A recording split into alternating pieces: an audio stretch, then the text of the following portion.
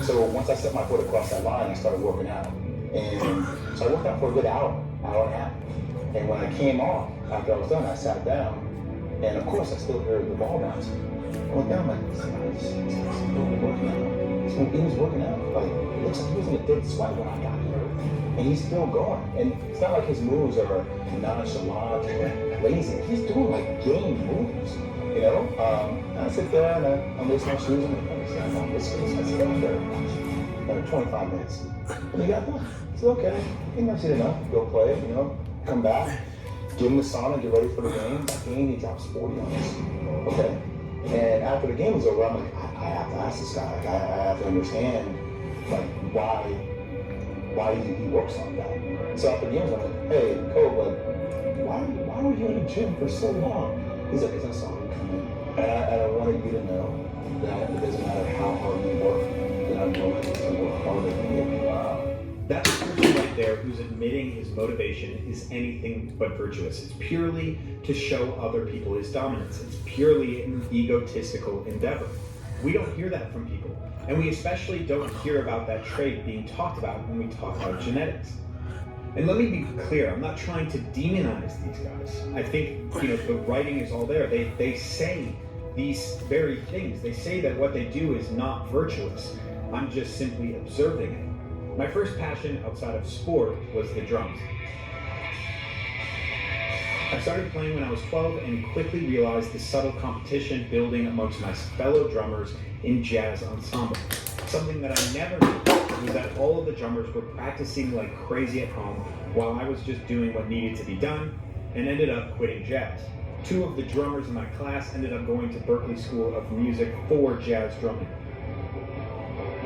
I continued playing drums for bands over the years, but I was slowly forced out of a competitive sphere without even knowing why at the time.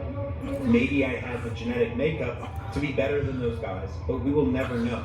And the reason I'm bringing this up is because there's this kid, his name is Grayson McCrutman.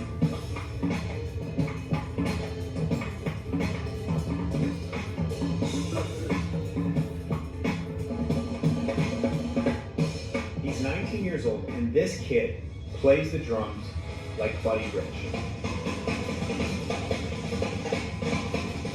I'm not entirely sure what the status of jazz drumming in the world is, but I wouldn't be surprised if he's one of the best in the world currently. And when I watch this guy play, I can't imagine out of a group of 100 other jazz drummers, anyone playing like this guy. And what I mean by that is really practicing like this guy, working out. This guy sweats on the kit. You can see sweat dripping off of his face. He's got pit stains because he's working out. He's training on the kit. And one of the comments on his videos where he's going nuts, he's literally using his elbow to hit the snare drum. One of the comments is, what goes through your mind when you're going crazy on the drums like this? And Grayson has one simple answer. Everyone that ever doubted me. Not that he wanted to be the best and do the best that he can and shoot for the stars, no. Only for the reason that he wants to prove himself to others and dominate and be the one. To prove everyone who ever doubted him that they're fucking wrong. The thing about that is proving someone that they're wrong about you does not make the world a better place. And these guys know that. That's not their job. They're not trying to make the world a better place. They're trying to dominate. Consistently, Michael Jordan created enemies out of people.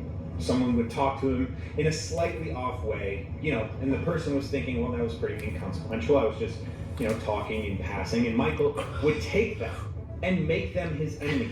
And he would use that hatred. He would use that anxiety to fuel him to win. Do we tell people to motivate themselves with anxiety, with fear, with spite, and with hatred? No, we don't. We tell them to be the best versions of themselves. Lead by example. And if you try hard and you work really hard, you'll be a winner. What is that gene? What does that gene that Michael Jordan, Kobe, and this Grayson kid have? The selfishness of their lifestyle.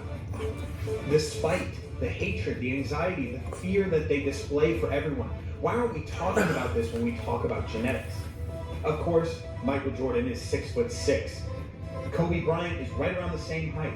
And I'm sure this Grayson kid is a pretty smart dude, and if he didn't work as hard as he did, he'd be pretty damn good at jazz drumming. But don't we think that there are people who are more, by the terms of the strength and fitness world, genetically gifted? People who could have had more type 2 muscle fibers, people who are taller, better shooters than Michael Jordan? Do we think those people don't exist? Or do they not have the gene of the toxic winner? This is something that Adam Schneider and myself want to explore with this movie, The Weight. The main character in this, Casey Murray, is someone who's expressing that feeling. Creating a narrative to motivate himself. It's a narrative that is not a hero's journey, a protagonist on his way to make everything right in the world. It is the anti-hero. It is the journey of a hyper winner, someone who won't just win at all costs, but will spend everything that they can to win and collapse the very fabric of who they are as a person in this world. And they'll do all of that just to win. I don't think we are talking about this trait enough, and I think that is incredibly interesting to me. Hey everybody, I hope you enjoyed that little video essay. Please click the link in the description and help us out in creating the first narrative feature about Olympic weightlifting. Thank